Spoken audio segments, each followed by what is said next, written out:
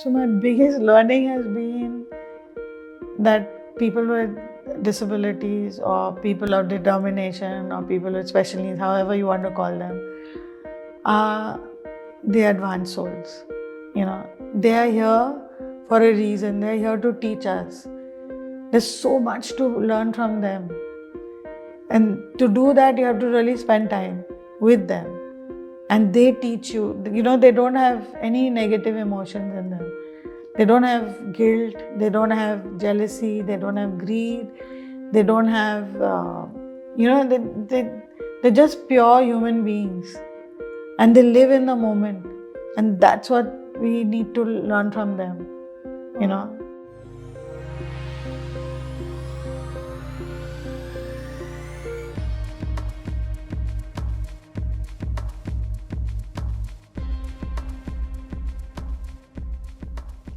Hello and welcome to the Come Alive podcast. Today I'm going to start with a quote. Hope is the thing with feathers that preaches in the soul and sings the tune without the words and never stops at all. Emily Dickinson. This is the quote that describes our guest today. She is the founding member of SFS Special Families Support Group, a support group for families with children with special needs, also the founding member of Ahura Support and Residential home in Mumbai. She is also the founder of Ray of Hope, a CSR initiative that empowers adults with special needs. Her life changed drastically when her second daughter Zara was born in 1997. Zara has been diagnosed with Dravet syndrome, a rare form of epilepsy which was triggered by a vaccine. When she found out about her condition, she went desperately seeking help and advice from other parents in similar situations, as she was a new resident of Dubai. She felt as though she was drowning in self-pity and that she was the only one going through the stages of guilt, denial, self-pity, anger, hopelessness, and finally the best stage of all, acceptance. Thus, SFS was born. The motivation behind the group's initiation was to bring together and uplift children with special needs and, most importantly, their families. SFS has grown to support over 500 families and has chapters in Abu Dhabi, Bahrain, Chennai, and Mumbai, truly spreading the motto of the support group: respect, love, and accept individuals with special needs far and wide. Her dedication to her mission has made her win several prestigious awards, including Most Inspiring Woman Award from Arabian Business, and has been nominated for Top 100 Most Powerful Indians in the GCC for 5 consecutive years. She has won the Great Woman Award, the Princess Haya Award for Outstanding Family, Inspire Award for Guardian of the Year by What's on Dubai. She has been featured in Ehlan's Hot 100 People of UAE. She has won Jimmy Mistry Young Achievers Award, and the list goes on. I'm proud and honored to have Gulshan Kavarana on my show today. Welcome, Gulshan. Thank you so much for giving us this time. I'm so excited to learn about your journey and your service to humanity. Thank you. Thank you so much for having me. It's a pleasure. So please tell us about your early beginnings. Tell us about what got you to Dubai and a little bit more about yourself. So I was a young mother. I had my older daughter when I was 25. My husband was in the Merchant Navy, so he was away most of the time. And those days were hard because, I was a single mother bringing up my daughter. And then when I got pregnant with my second child, 7 years later, my husband decided that it was time to pack up and, settle down in a shore job. So we applied to Dubai and luckily we got the job. And that's when we moved to Dubai. So I was pregnant with my second daughter. And, everything was just like a fairy tale. You're in this beautiful place. Everything is just going fantastically. And then Zara is born. I had this thing with God, please just give me a normal child and I'll work with people with disabilities for the rest of my life. So Zara was born normal. Everything was absolutely great. So I started as a volunteer in the Center for Special Needs, Dubai Center for Special Needs. I have an art background. I have studied art. So I used to be in the art room, helping the art teacher. And there was a girl who had seizures. And every time she had a seizure in the class, I would leave because I didn't want to see something. I mean, it's really not a pleasant sight. So I used to leave, and 4 months later, it was my turn to go through it. And I used to keep saying, how does a mother put up with something like this? How does a mother put up with something like this? And yeah, I think God had His own reasons to give Zara to me. And so it was the day Princess Diana died. And I took Zara to the hospital to give her vaccine. And everything was absolutely fine. She didn't even cry. So I hugged the nurse and said, thank you so much, for not causing any pain. And we got her home. She put her to bed in the night. Everything was normal. She didn't have fever. I didn't give her Panadol because there was no fever. Put her to bed, and around 1 o'clock, I was woken up with these very weird kind of sounds coming from her cot. So I put the torch and I said, like, what's going on? And immediately I recognized the seizure from the school. And she was 4 months old. And she was 4 months old. So it was 16 hours after the DPT vaccine. And she was, her whole body was seizing. And I woke my husband up. I said, there's something really wrong with Zara. And then, he picked her up from the cot. He put her on his shoulder, and then she just went silent. And she had stopped breathing. And he said, I think we've lost her. Oh, so we just sat, just helplessly. We didn't know what we were doing. We just sat there, and he said, oh, she's gone. And something I felt like really literally pushed me and said, get up, do something. You can't just sit.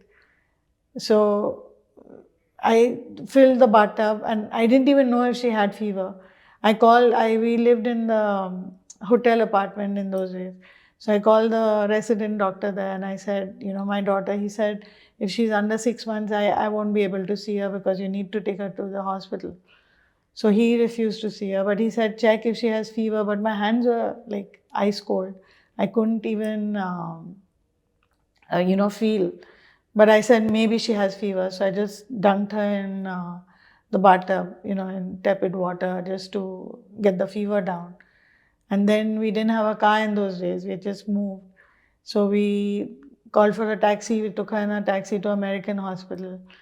And she was blue by then. And they gave her oxygen. They revived her. They did CPR. They got her back. And then they said, don't worry, this is a reaction to the vaccine, but it's just a one-off thing. It's never going to happen again. You need to continue vaccinating her. So that's what we did. We continued vaccinating. And the more we gave, the more seizures started coming. And then finally, she was diagnosed with Dravet syndrome, which is a rare form of epilepsy. And today, she's the oldest living person with Dravet syndrome in India. And so the doctors could not tell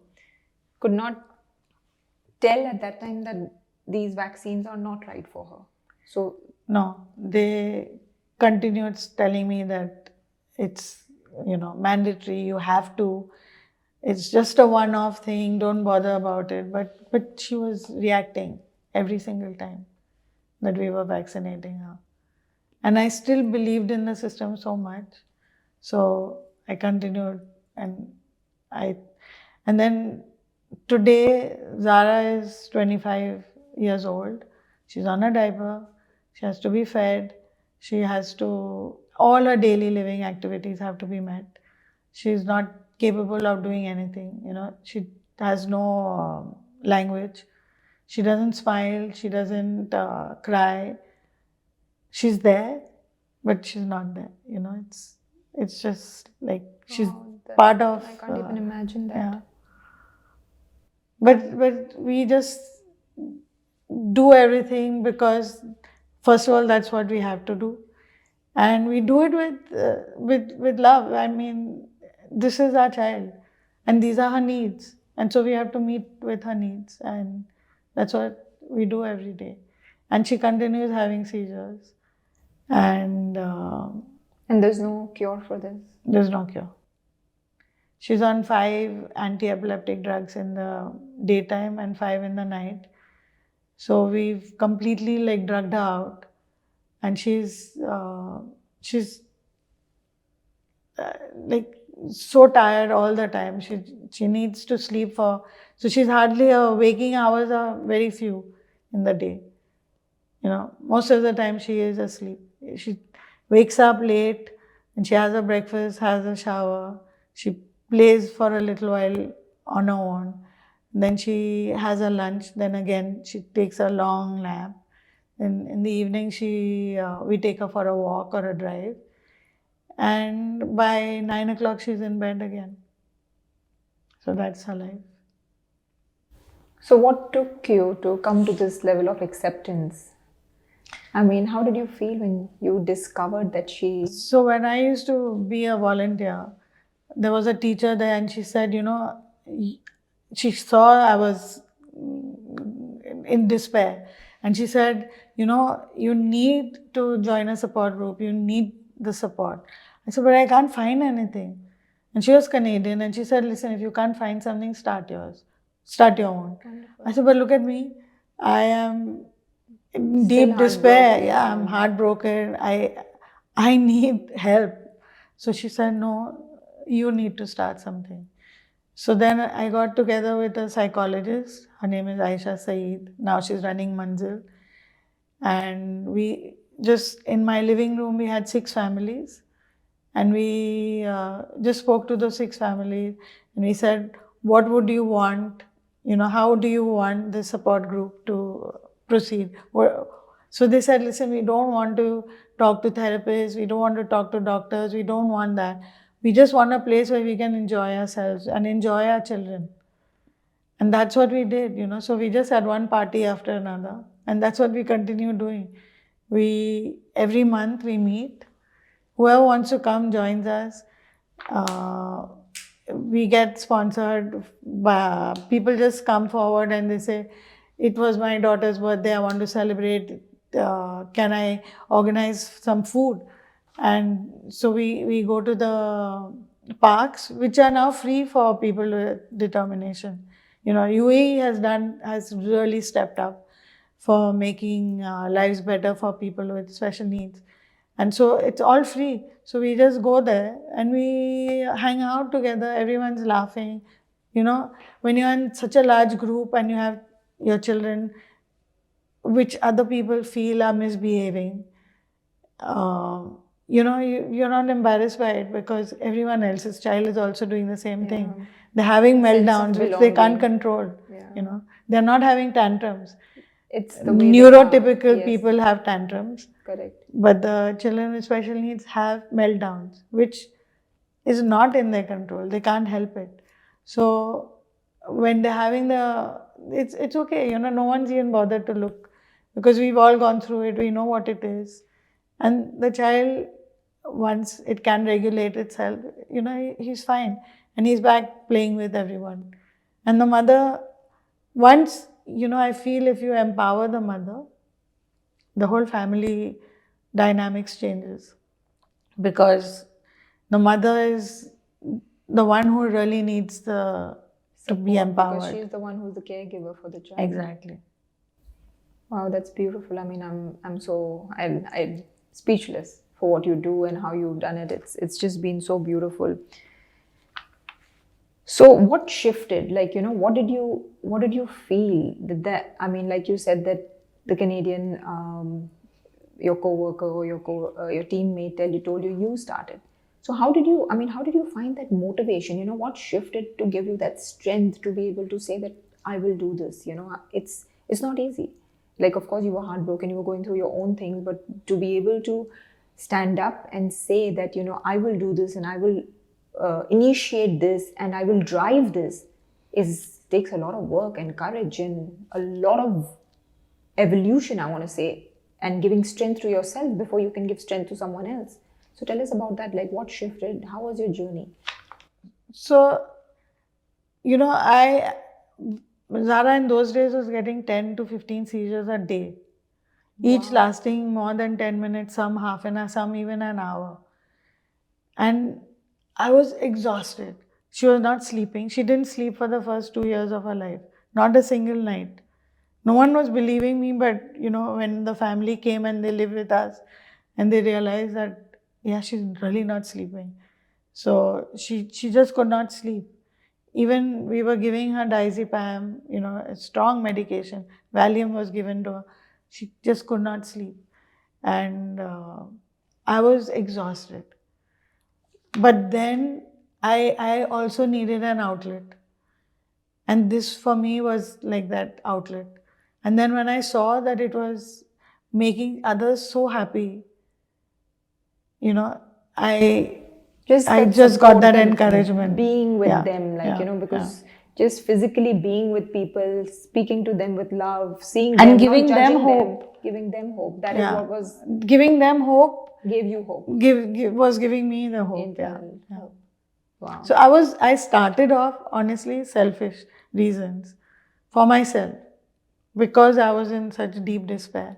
I started it for myself, but I didn't realize that it's going to change so many people's lives.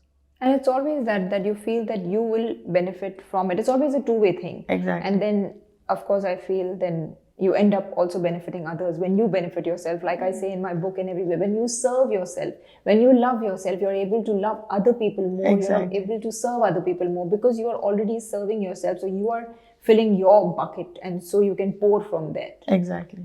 Wow, that's really beautiful. So what does SFS actually do? Like, of course, you said you plan gatherings, and besides that, what else do you do? Like, who are the people who could come to you? So I'll tell you what we did during the pandemic because I think it was really nice. People were all at home. We, let me tell you what happened during the pandemic. So my mother-in-law passed away on the 9th of March. Oh, wow. So my husband and I, we just took the decision. We just flew down. We said, no point taking Zara because she's not going to wear the mask. And, the mask was just out at that time. And, we didn't even know the word COVID. It was Corona. Corona was the term being used. So we left Zara with our helper, Saraswati. And we went to Bombay. And we were going to attend the prayers for 10 days. And then the lockdown happened. And so we were stuck in Bombay for 4 months while Zara was in Dubai alone. Oh my God. And that must be the first time ever, right? No, we have left her before. Okay. But not for such an extent. It was always for a week or 10 days, but never this long. And, that gave me a fantastic sense of understanding that I'm not indispensable and nor is my husband.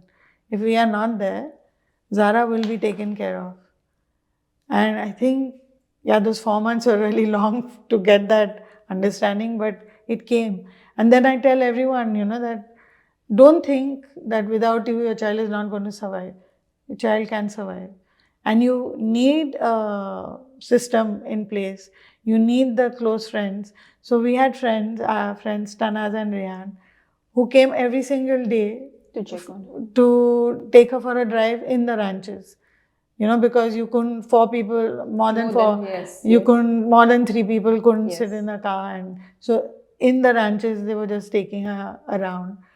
And I had that kind of support system, Saraswati really stepped up and every single day she sent us videos and she said, Zara theek hai. And then she said, Zara, mommy, daddy ko hi bolo, sister Jinaya ko, and we love those videos. It's all on our family chat and we keep going back to it. And, Zara in her different outfits every single day. For 4 months, we have this collection. It's beautiful, It is. And that again shows that you have to also take care of yourself. So it's okay if, you're not, And nobody's indispensable. nobody is The creator indispensable. takes care of But you just everything. feel that, oh my God, what's going to happen after me? What's going to happen? So that's the reason the Ahura Support Group was formed in Mumbai, because I wanted a residential home. It's not fair that my older daughter would have to take on the responsibility after we are no more. It's not her responsibility. We brought Zara into the world. It's our responsibility to see where she can be placed. If Janai and her husband decide that no, they would rather have her live with them, it's a big bonus. It's wonderful, but it's not there. So tell us more about Aura, the residential. So the Ahura Support Group started because I live in a Parsi colony in Mumbai, and invariably people would come up to me and say, "So how's your daughter?" So I know they're talking about Zara, but I would tell them all about Janai. And they say, no, the one that's less. In Gujarati they would say Ochi. And I said, are you calling my daughter less? Is that how you see her? So they said, but we don't know how to address her. I said, she has a name, just say, how's Zara? You don't have to say anything else. True. So, I got all the people in the colony to understand what it is to have a child with special needs. How do you address them? Even if they don't say hello, you have to come and smile at them. You can say hello to them.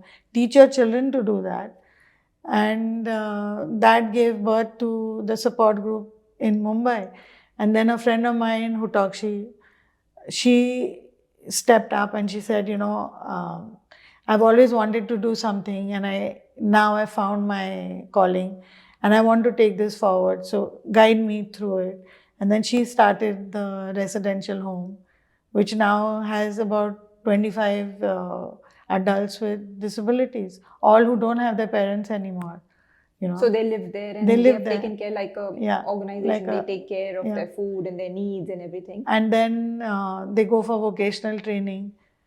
And so I would want Zara to be there as well, And so now I don't have this fear, oh, what's going to happen to Zara after we are no more. And I don't wish for her to die before me.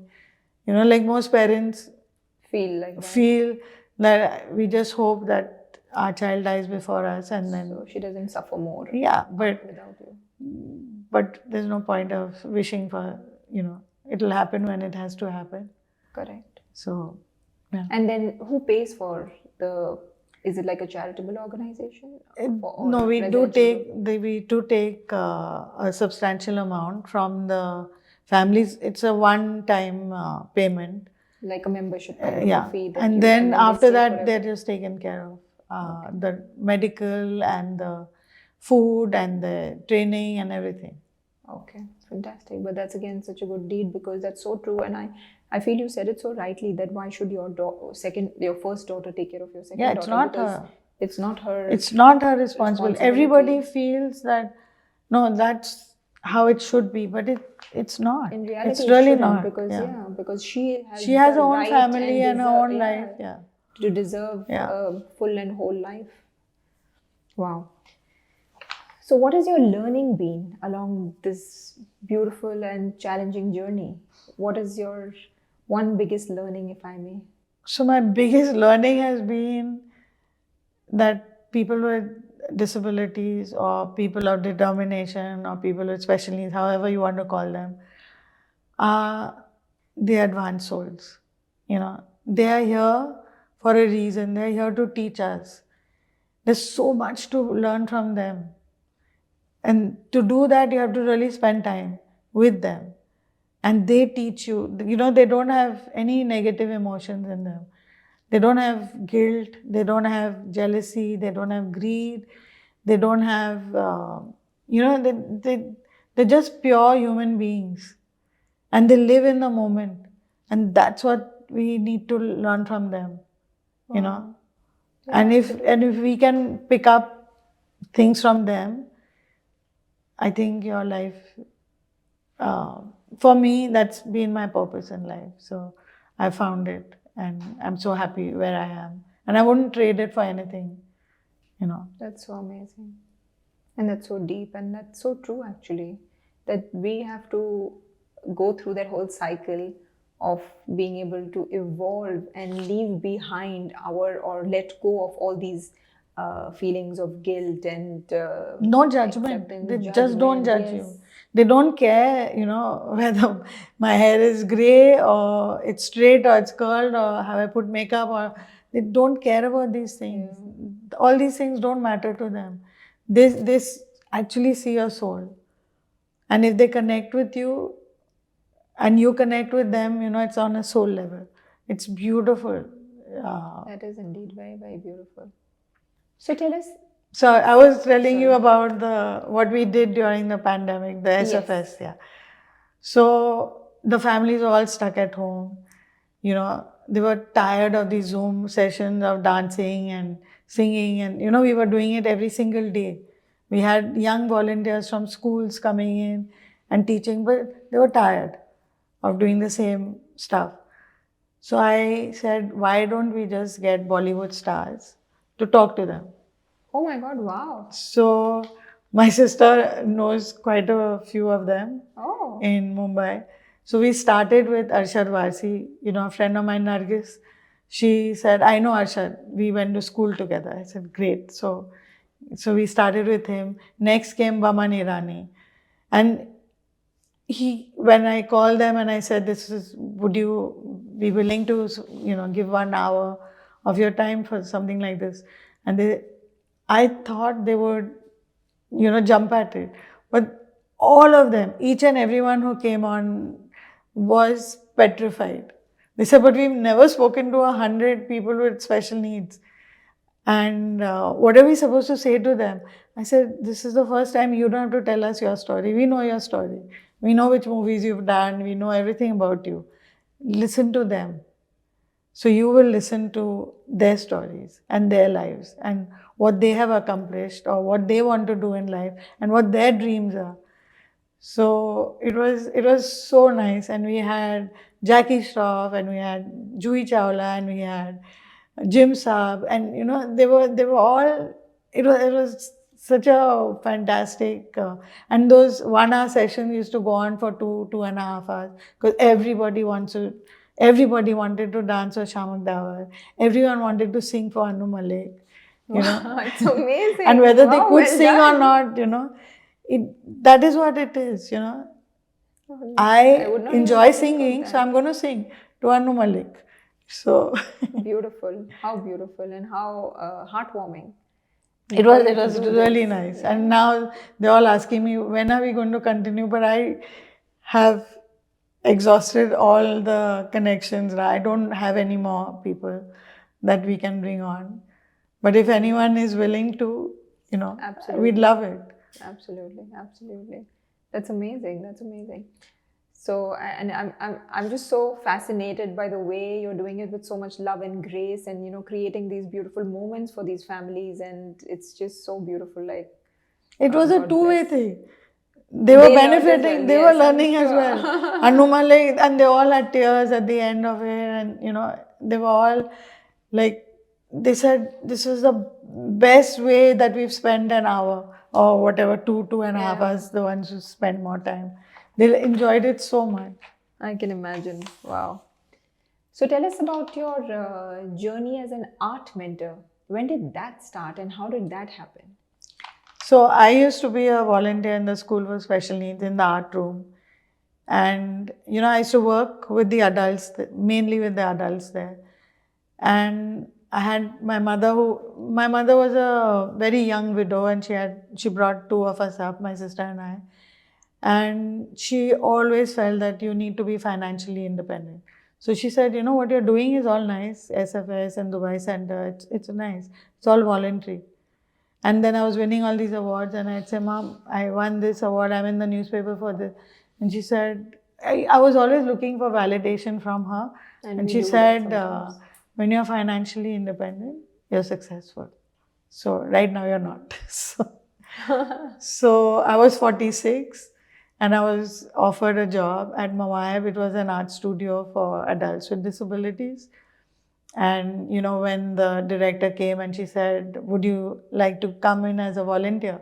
I almost said yes, but then my mother's voice was there and I said, you know what? No, I will come in if you, I need to be paid.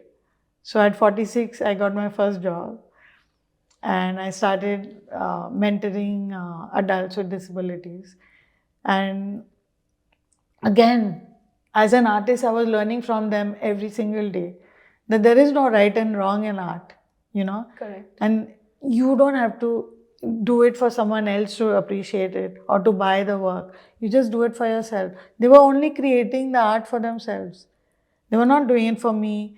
They were not doing it for exhibitions. They were just doing it for themselves. They like to mix a brown with a green, which normally wouldn't go together, but it doesn't matter. That's what they like. And that's what they want to show the world, that I mix these colors together. Amazing. And so it's like freedom for it them. was, and I was learning from them every single day. So what we used to do is, get an artist. We would sit and discuss that there's this artist called Frida Kahlo. Now, she suffered injuries when she was young, and then she had no background in art, but she started painting. Her father, she was wearing a cast. She was bedridden. She had broken her spine, and her father gave her a canvas, when she was on the bed, and then she had to just draw it. And she was drawing on the canvas, lying on the bed. And so they said, but they could relate to her. There was another artist called Basquiat who was in New York. He was a drug addict. He died at the age of 27. Again, he had no background in art. So they said he's a lot like us. We are taking drugs as well, different kinds of drugs. But we are also on medication and we don't have a background in art either. So, we were looking at these artists and then doing it in their style. And such beautiful art was coming out of that. And then sadly in 2020, Mawab shut down because of COVID. Now it's reopened again. That's beautiful. But then I moved on and I started mentoring 2 adults with disabilities. There's Abdullah Lutfi and Asma Bakar. And Abdullah today is one of the most sought after artists. For a live art, he commands 18,000 dirhams. And, people don't see him as an artist on the autism spectrum. They see him as an artist. In its own right. Yeah. Wow. And so we traveled to Washington. We were invited there. We recently went to Japan. He was invited there by the UAE embassy for the 50th anniversary. It was just amazing that people are recognizing him and Asma. And Asma is a motivational speaker. She's written a book on poems, which is going to be at the Literature Festival. She's going to read out her poems at the Lit Festival, which is everyone's dream. Absolutely. And she did not speak for 6 years. And then when she did, she's opened the Special Olympics in 2019.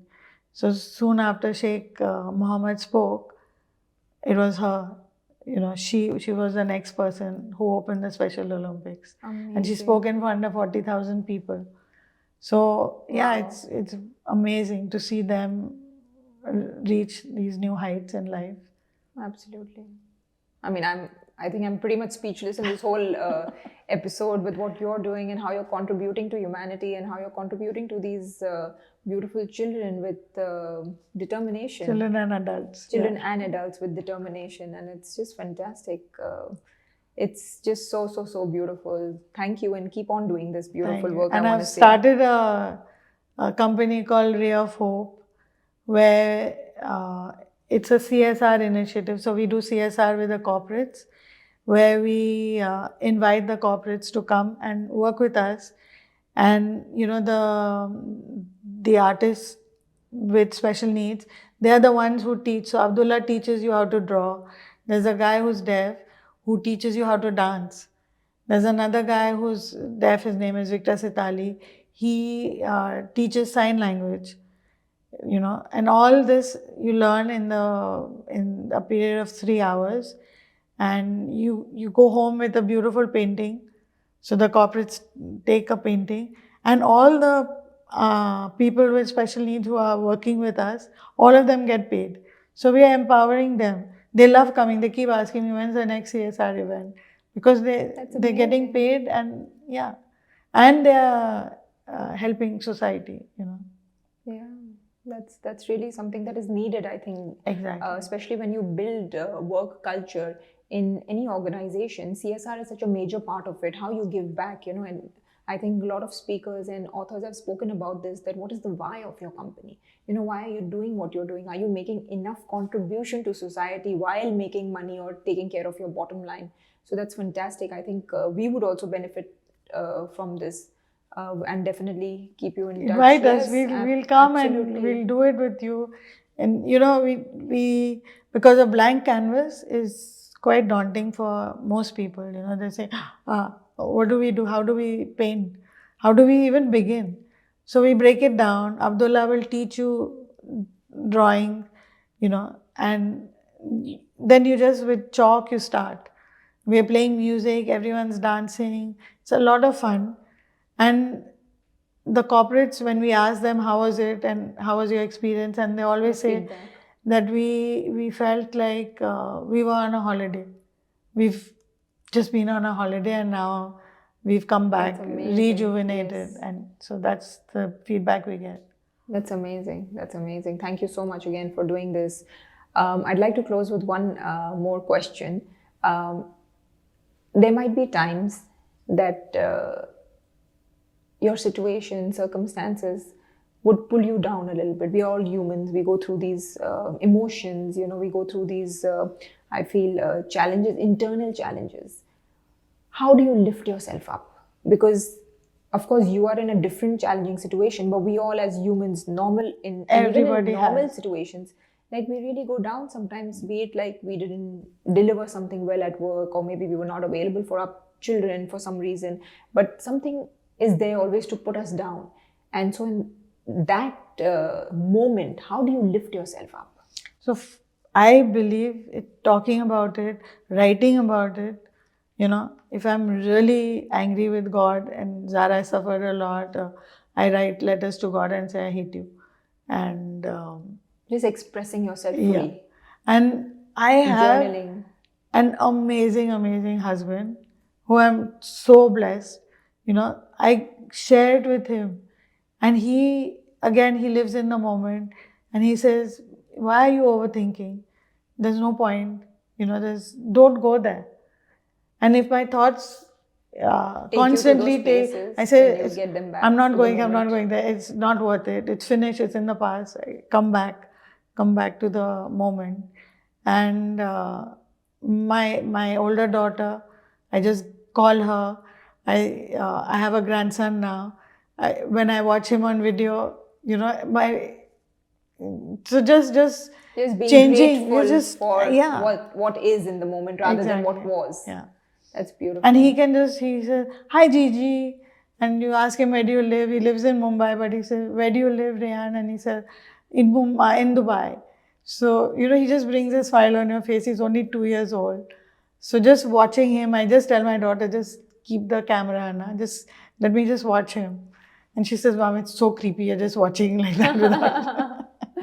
Yeah, but that's amazing. So be present in the moment, and and talking about it, about your feelings and how you feel. And if you want to cry and it's really bringing you down, then cry. Watch a sad movie. I love doing that. I love crying in movies, and just let it out, and you feel so good. And then you actually are crying because of the situation in your life, but you feel you're crying because of the movie. So yeah, I think that's happened with me too. I was so emotional in most movies, and then I was like, what is this emotion? Is this for the movie? Am I getting too attached to the movie, or is it something in me? And when you're in your 30s, 40s, 50s, now I've turned 59 this year.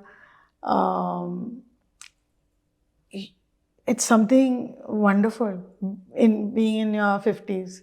You don't have your emotions going up and down as much. It's a beautiful decade to be in. I'm turning 60 next year. I'm really looking forward to it. Yeah. It's, you evolve. With age, you evolve. And you have a far more understanding about life than you did when you were younger. And you allow yourself, that, okay, this is my time to go through this right now. Correct. So well said and so thoughtful, thoughtfully put together. Thank you again. Thank you for being on this show. Thank you for your time and thank you for doing all the amazing work that you do. So how can the listeners support you? I know you said there's Ray of Hope, which is for CSR initiatives for businesses. There is SFS where we can come and participate and help celebrating birthdays and things like that. Exactly. And then there is the home in India, Ahura Support. So these are the 3 ways we can help you. Exactly. Fantastic. So thank you again. And I'm looking forward to collaborating with you, to helping all your, the community that you so lovefully serve to. Thank you. Thanks so much. Thank you. So thank you for listening to this episode of the Come Alive podcast with Gulshan Kavarana. I hope you felt as deeply as I did listening to her and her journey. And you know how you can support her as well. All information regarding this episode is in the bio. Please leave us a like, comment, share it with whoever needs to hear it. Hit the subscribe button, the notification bell, and lots of love. See you soon.